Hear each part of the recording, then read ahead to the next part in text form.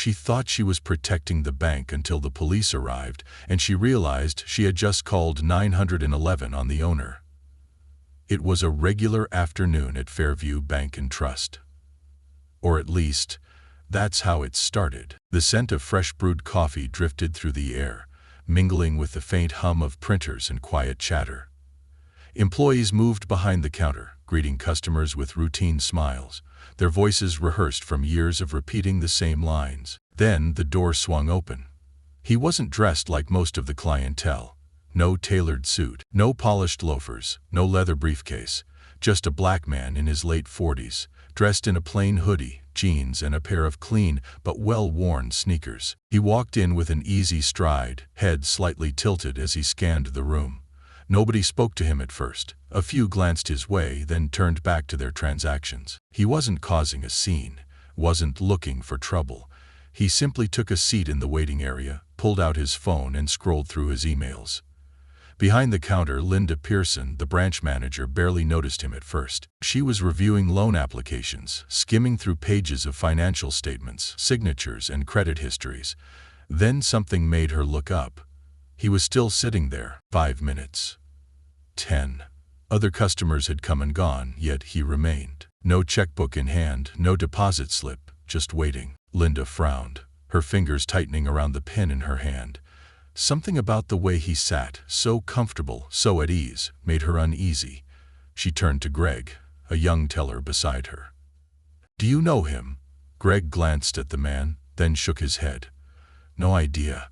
Maybe he's waiting for someone." Linda's eyes stayed locked on the stranger. Maybe.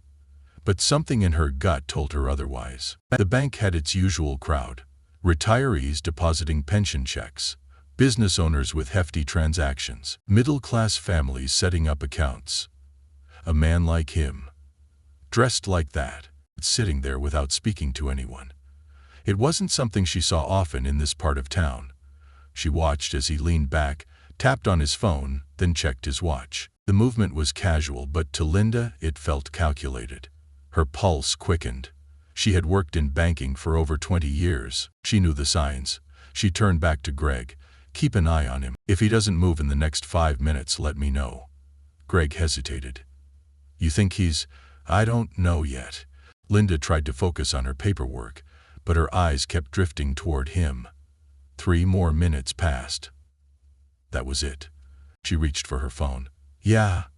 This is Linda Pearson at Fairview Bank. We have a suspicious individual sitting in our lobby. He's been here for over 15 minutes without approaching the counter. Could you send someone to check it out?" The operator asked for details. Linda gave a brief description, lowering her voice as she spoke. Across the lobby, the man glanced up, his eyes flickering toward her for the briefest moment. Then he went back to his phone. Linda exhaled, heart pounding in her chest. She had done the right thing, she was sure of it. But the next few minutes would prove otherwise. The air inside the bank felt different now. The usual rhythm of transactions and casual conversations carried on. But beneath it there was something heavier. Linda kept her eyes on the man while pretending to focus on her paperwork. He was still there. Not anxious, not restless, just waiting. She stole a glance at the glass entrance doors. No police yet. Greg cleared his throat beside her. "You sure this is necessary?" Linda stiffened. "He's been sitting there for almost 20 minutes, Greg." Greg shifted uncomfortably but said nothing. Across the lobby, an older white couple stepped inside. The woman took one look at the man in the hoodie and clutched her purse a little tighter. Linda caught it. It wasn't just her. Others felt it too. A few more minutes passed. Then, flashing blue and red lights, 2 uniformed officers pushed through the doors, scanning the room. Their presence sent a ripple through the bank. Conversations quieted. A man at the ATM stole a quick glance, then looked away. Linda waved them over. The officers, a tall, broad-shouldered white man in his late 40s, and a younger black officer who looked barely out of the academy, approached her counter. "You called about a suspicious person?" the older officer asked. Linda nodded and subtly gestured toward the waiting area. "He's been here for a while, hasn't approached the counter, just sitting there on his phone. I don't know what he's waiting for." The younger officer frowned slightly. "That's it." Linda hesitated, but held firm. "I just want to be cautious." The older officer gave a curt nod. "We'll talk to him." They turned and walked toward the man in the hoodie. Linda watched closely. The man looked up as the officers stopped in front of him. His expression was calm, but there was something in his eyes, something tired, like he had seen this before. "Sir, can we talk to you for a second?" the older officer asked. The man blinked, then put his phone away. "What's this about?" Linda could hear everything from behind the counter. "We got a call," the older officer said, his voice even. "You've been here for a while. Mind showing us some ID?" The man exhaled, slow and measured. "What am I being accused of?" His voice was steady, but there was an edge to it now. The younger officer cleared his throat. "Nothing, sir, just a routine check." The man looked from one officer to the other, then glanced toward the counter. His gaze met Linda's for a split second. Then he reached into his pocket, moving slow, deliberate. He pulled out a leather wallet, flipped it open, and handed over a driver's license. The older officer studied it, then his brows pulled together. The younger officer leaned in for a look. His eyes widened slightly. The silence stretched a beat too long. Linda shifted in her seat. Something was off. The older officer cleared his throat and handed the ID back. His posture changed, stiff, awkward. "Mr. Taylor," he said carefully, "you own this bank." The room went still. Greg stopped typing. The older couple at the counter turned their heads. Even the security guard near the entrance straightened. The man, Mr. Taylor, leaned back in his chair, crossing his arms. "That's right." The older officer glanced toward Linda. His jaw moved slightly, like he was grinding his teeth. The younger officer spoke first. "Sir, we apologize for the misunderstanding. We weren't aware." Taylor cut him off with a small shake of his head. "No need to explain." His voice was calm, but there was something behind it, something sharp. Then he turned, his gaze locking onto Linda. A muscle in her throat tightened. For the first time it hit her. She had called the cops on her boss. And now, there was no taking it back. A heavy silence settled over the room. The officers stood awkwardly, the weight of their mistake thick in the air. The younger one shifted on his feet, glancing at his partner as if unsure what to do next. Linda's face burned. Her fingers gripped the counter so tightly that her knuckles turned white. Mr. Taylor, oh no, her boss, was still watching her, his expression unreadable. Finally he spoke. "I'm curious," he said, his voice smooth, steady. "At what point did I become a problem?" Linda opened her mouth, but no words came out. Taylor turned his gaze to the officers. "Was it when I walked in? When I sat down? Or was it when I decided not to rush to the counter like everybody else?" The older officer cleared his throat. "Sir, we were just responding to a call. We didn't mean any disrespect." Taylor exhaled through his nose. He seemed tired, but not surprised. "Did you ask what the call was about before you walked in here? Hands on your belts?" Neither officer answered. Taylor nodded slowly. "Didn't think so." Linda felt her stomach twist. He turned back to her now. "And you," he said, "tell me, Linda, what did I do that made you so uncomfortable?" Her throat tightened. I just didn't recognize you," she stammered. "You were sitting there for a while and I wasn't sure." His eyebrows lifted. "Wasn't sure of what?" Linda's mouth opened, then closed. The bank was silent. Everyone was listening now. Customers, employees, the security guard by the door. No one moved. Greg swallowed hard beside her. The older couple who had walked in earlier looked embarrassed, suddenly fascinated by their shoes. Taylor let the silence hang before leaning forward just slightly. "Let me help you out," he said. "You saw a black man in a hoodie, sitting in a place you didn't think he belonged, and instead of asking me if I needed help, you called the police." Linda flinched.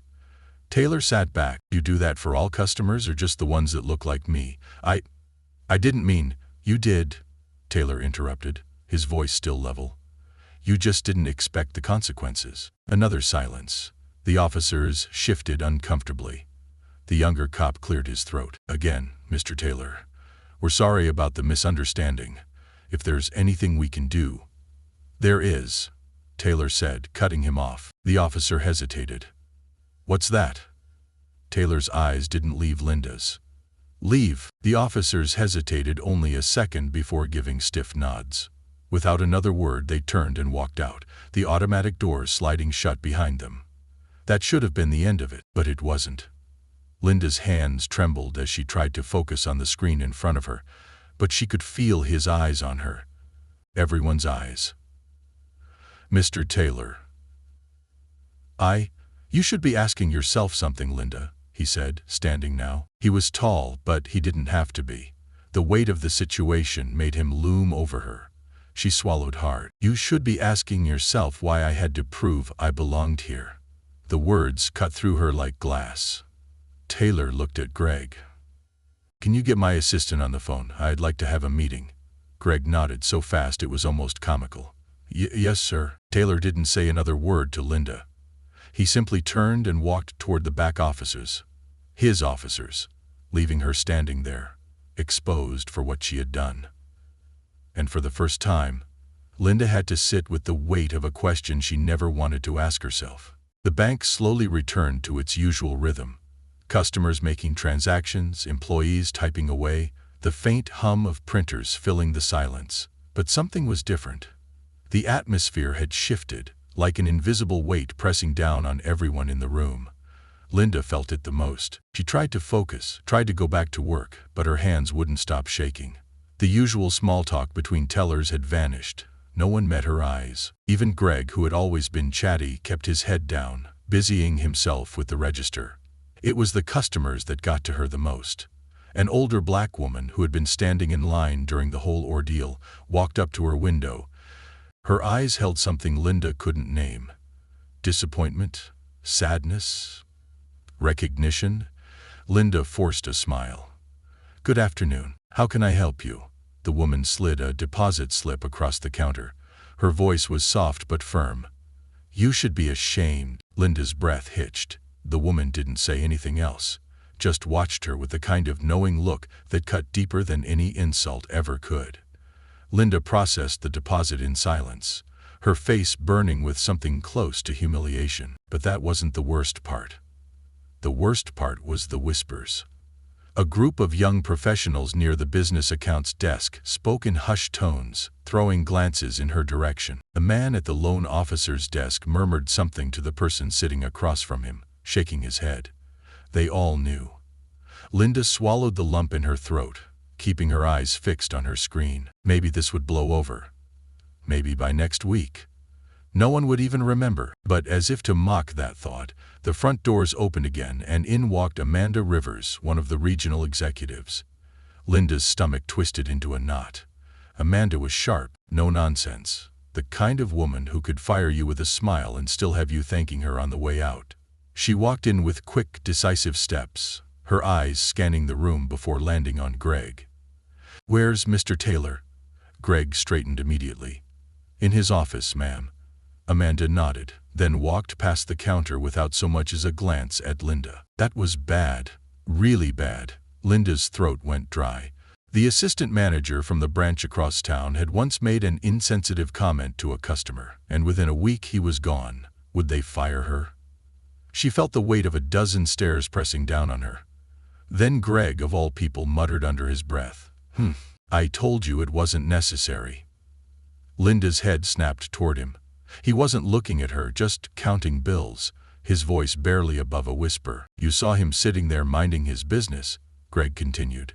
"You called the cops anyway." The words stung. She opened her mouth to defend herself, to say what she didn't know, but the words wouldn't come. Because what could she say? That she hadn't meant it? That it wasn't about race? That she would have done the same thing if it had been a white man in a hoodie? She knew deep down that wasn't true. And the worst part? So did everyone else. Linda's shift dragged on, but she barely processed the rest of the day.